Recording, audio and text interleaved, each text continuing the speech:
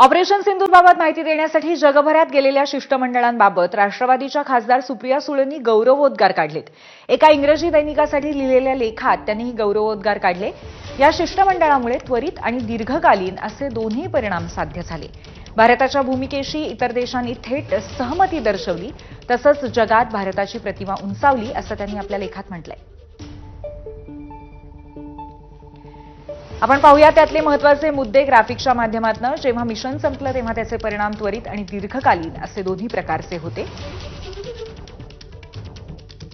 4 राष्ट्रांनी औपचारिक पाठिंबा दिला. डझनभर द्विपक्षीय सहकार्याचं क्षेत्र निश्चित झालं आणि असंख्य एकजुटतेची आश्वासनं प्राप्त झाली.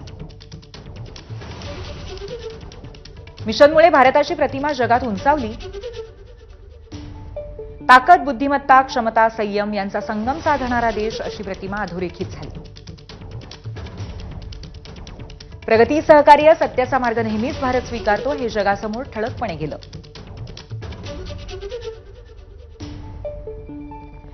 भारताच्या प्रयत्नांना जगानेही सन्मान देत मदत आणि एकजुटीचा प्रतिसाद दिला.